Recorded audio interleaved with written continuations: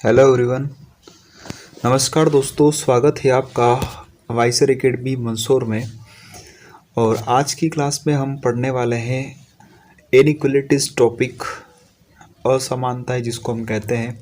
और अभी जो है एमपी पुलिस की एग्ज़ाम में लेटेस्ट इस टॉपिक से 2 से 3 नंबर के क्वेश्चन जो है वो पूछे जा रहे हैं, जिसको बच्चे बोलते हैं कथन निष्कर्ष टॉपिक से ज़्यादा क्वेश्चन आ रहे हैं। बेसिकली ये जो टॉपिक है ये इनइक्वालिटीज़ है और इसको हम असमानता जो टॉपिक है इसके नाम से जानते हैं, असमानता के नाम से हम इसको जानते हैं। इस टॉपिक को किस तरीके से सॉल्व करते हैं, आज की इस क्लास में हम ये सीखेंगे कि किस तरीके से हमें इस टॉपिक के क्वेश्चन को सॉल्व करना है। चलिए शुरुआत करते हैं। सपोज दैट आपको एक क्वेश्चन दिया गया, क्वेश्चन किस तरीके से होगा, है ना। क्वेश्चन का स्वरूप क्या हो सकता है पहले उसको देख लीजिए, फिर मैं आपको क्वेश्चन को करना सिखाता हूँ। जैसे सपोज दैट आपको एक क्वेश्चन दिया गया, क्वेश्चन इस तरीके से दिया जाएगा, आपको कथन दिया जाएगा। बेसिकली यहाँ पर एक स्टेटमेंट दे रखा होगा और उस स्टेटमेंट के कुछ कंक्लूजन आपको दिए होंगे। जैसे मान लो फॉर एग्जांपल यहाँ पर एक स्टेटमेंट आपको दिया गया, एक स्टेटमेंट है A is greater than B is greater than equal to C is equal to D. ये स्टेटमेंट दिया गया आपको और इस स्टेटमेंट के बेस पर आपको कंक्लूज़न बताना है, निष्कर्ष बताना है। और आपको पहला निष्कर्ष दिया गया A greater than is equal to D, second is A greater than D. तो ये इस टाइप से क्वेश्चन आपको देखने को मिलेगा। तो क्या आप यहाँ पर बता सकते हैं कि कौन सा रिजल्ट यहाँ पर 100% ट्रू बनेगा। तो आप देख पा रहे होंगे कि यहाँ पर सबसे पहला जो रिजल्ट है, हमें ए और डी के बीच में देखना है कि ए और डी के बीच में 100% क्या रिजल्ट बन रहा है ना। ये हमें चेक करना है। तो हम ये कैसे चेक करेंगे, चलिए अब देखिएगा, यहाँ पर ध्यान से समझने की कोशिश कीजिएगा कि इस प्रकार के क्वेश्चन को हम किस तरीके से सॉल्व करते हैं। पहले तो आप बेसिक समझिए, इसका बेसिक क्या है ना। मैं आपको पहले बेसिक बता देता हूँ, ठीक है। चलिए पहले बेसिक समझ लेते हैं। चलो बोर्ड थोड़ा सा हम ग्रीन ले लेते हैं ताकि आपको चीज़ें अच्छे से दिखे, या वाइट ही ले लेते हैं, सबसे बढ़िया। चलिए ओके डन। ध्यान से देखना और समझने की कोशिश करना। सबसे पहले अगर हम यहाँ पर बात करें इनइक्वालिटीज टॉपिक की, तो इसमें आपको कुछ सिंबल्स पता होने चाहिए, जैसे कि ग्रेटर देन इक्वल, है ना, लेस देन इक्वल और इक्वल। बेसिकली ये 6 प्रकार के सिंबल आपको देखने को मिलेंगे इस चैप्टर में।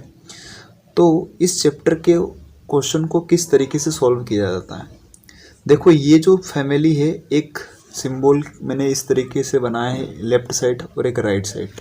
तो जो लेफ्ट साइड जो सिंबल है इनको हम बोलते हैं, ये है लेस देन की फैमिली, है ना। ये है ग्रेटर देन की फैमिली, है ना। ये जो फैमिली है ये काय की है, ये ग्रेटर देन की फैमिली है, ठीक है।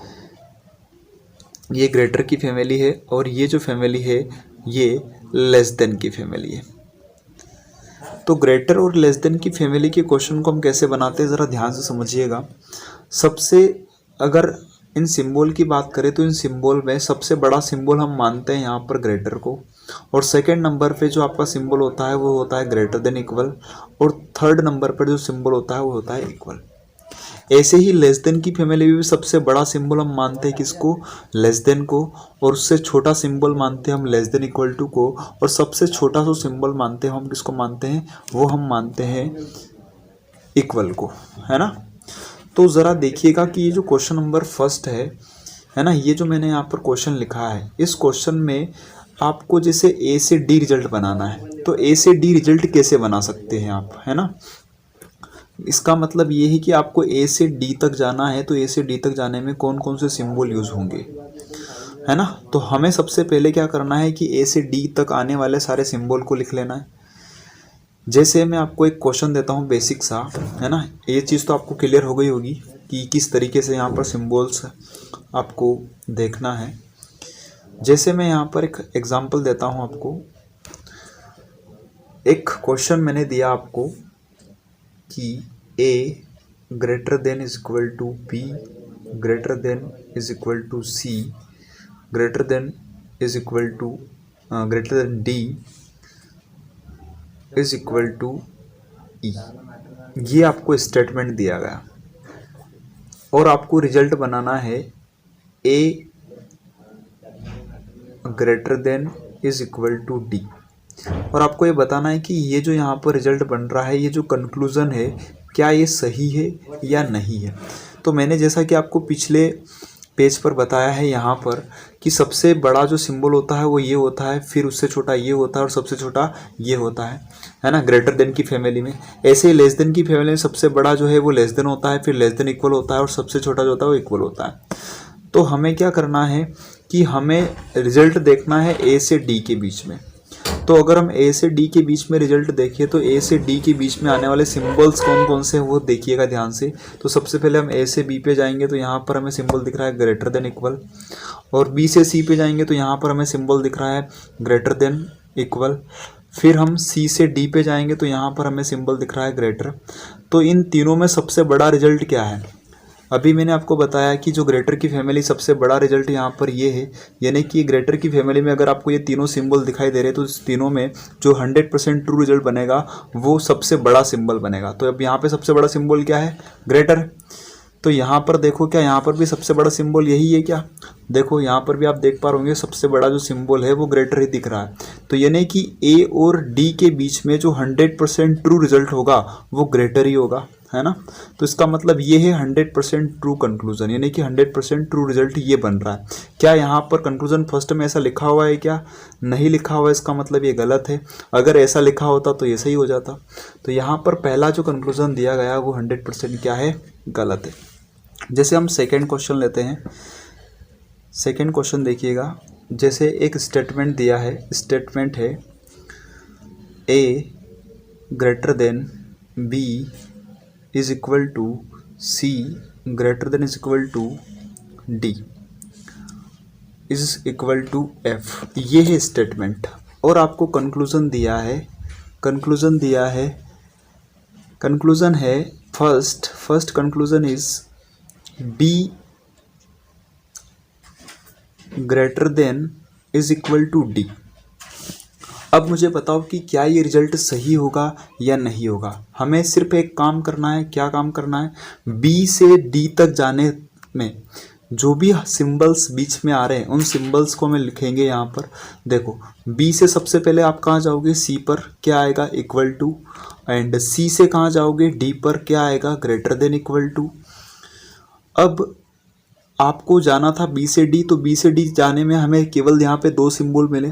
अब इन दोनों सिंबल में से सबसे बड़ा सिंबल क्या है? तो देखो यहाँ पर जो मैंने आपको इस पेज पर बताया है, ये ध्यान रखना कि अगर आपको ये तीनों सिंबल दिख रहे हैं एक साथ, तो इन तीनों सिंबल में अगर आपको रास्ते में ये तीनों सिंबल आते तो यहाँ पर जो रिजल्ट बनेगा वो हमेशा बड़ा सिंबल बनेगा।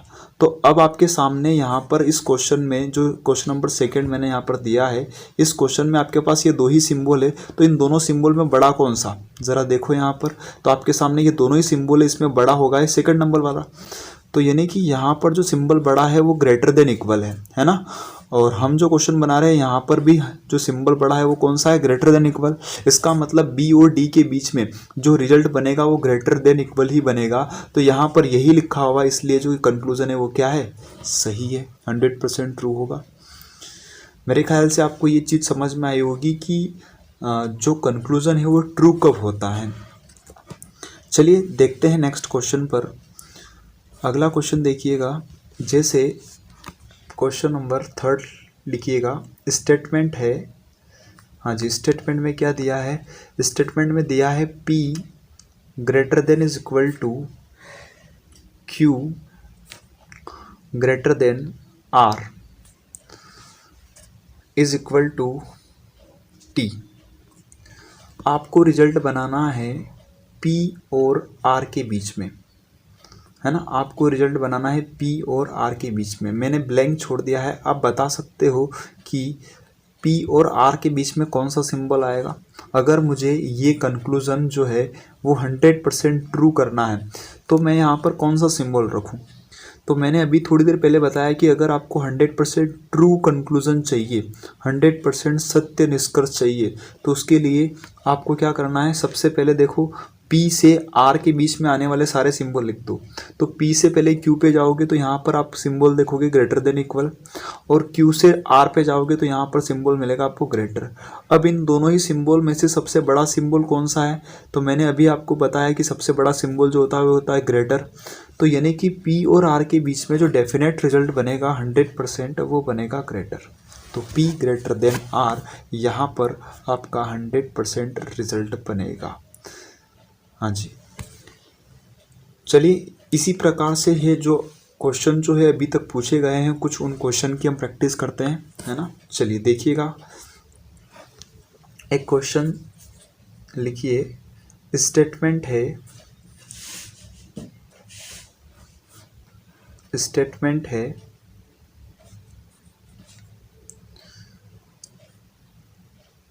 A greater than B greater than is equal to C is equal to R, और क्वेश्चन पूछा है आपसे, कंक्लूजन दिया है, फर्स्ट कंक्लूजन A बराबर R, और सेकेंड कंक्लूजन दिया है A ग्रेटर देन R। दो कंक्लूजन आपके सामने हैं। अब बताइए यहाँ पर हम इसको कैसे बनाएंगे।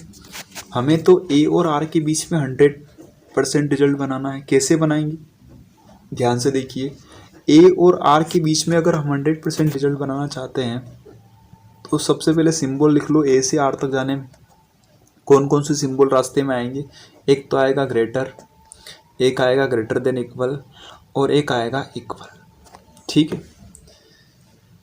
तो अब यहाँ पर समझिए कि सबसे बड़ा सिंबल आपको क्या दिख रहा है। तो आप कहेंगे सर यहाँ पर सबसे बड़ा सिंबल जो है वो ग्रेटर है, तो रिजल्ट हमेशा क्या बनेगा, बड़ा। तो ये जो ग्रेटर सिंबल है ये A और R के बीच में लगा होगा, तभी हम इसको 100% ट्रू कंक्लूजन कहेंगे। तो क्या यहाँ पर पहले वाले में ऐसा है क्या, नहीं है, इसलिए पहला क्या है, गलत है। क्या दूसरे वाले में यही दिख रहा है, बिल्कुल यही दिख रहा है। तो यहाँ पर आपका आंसर क्या होगा, वो ऑप्शन परफेक्ट होगा जिसमें लिखा हो ओनली सेकेंड फॉलोज, केवल दूसरा निष्कर्ष अनुसरण करता है, ओनली सेकेंड फॉलोज। ठीक है, हाँ जी, ये भी क्वेश्चन समझ में आ गया होगा। चलिए, अगर अभी भी आपको समझ में नहीं आया तो मैं एक और तरीके से इसको एक्सप्लेन करता हूँ, वापस से इसको समझने की कोशिश कीजिएगा। जैसे अगर आपको सिंबल समझना है कि ये ग्रेटर का सिंबल बड़ा क्यों है ना, तो आप इसको इस तरीके से याद रख सकते हैं। ये है ग्रेटर की फैमिली, है ना, ये इसको हम बोलते हैं ये बड़े है का सिंबल है ना। ग्रेटर देन इक्वल और इक्वल, ये है लेस देन इक्वल, और ये इक्वल, है ना। तो जो सबसे बड़े भाई साहब है वो है कौन, ग्रेटर। कैसे याद रखेंगे, तो परिवार में जो सबसे बड़े होते हैं वो कौन होते हैं, दादा होते हैं। तो ये है हमारे दादा, फिर पापा, और फिर बेटा। ठीक है, तो ग्रेटर की फैमिली में दादा कौन है, ग्रेटर देन इक्वल क्या है, पापा, और बेटा कौन है, इक्वल। ऐसे ही आप याद रखने के लिए याद रख सकते हैं, ध्यान रखने के लिए याद रख सकते हैं आप। हाँ जी, यहाँ पर लेस देन की फैमिली में दादा कौन है, ये लेस देन दादा है। लेस देन इक्वल ये क्या है, ये पापा है, और इक्वल क्या है, ये बेटा है। ठीक है, तो आप इस तरीके से समझ सकते हैं कि सबसे बड़ा सिंबल ये है, फिर उससे छोटा ये है, इससे छोटा ये है। ऐसे ही सबसे बड़ा लेस देन में ये है, सबसे छोटा ये है, सेकंड नंबर पे ये है, और सबसे छोटा ये है। ठीक है, तो इन सिंबल का मीनिंग आप लोगों को पता होना चाहिए, और किस तरीके से इस प्रकार के क्वेश्चन को सोल्व करेंगे हम अगले वीडियो में और भी इस प्रकार के क्वेश्चन को सोल्व करना सीखेंगे। और इस वीडियो में इतना ही रखते हैं, मुलाकात करेंगे नेक्स्ट वीडियो में। सभी का धन्यवाद।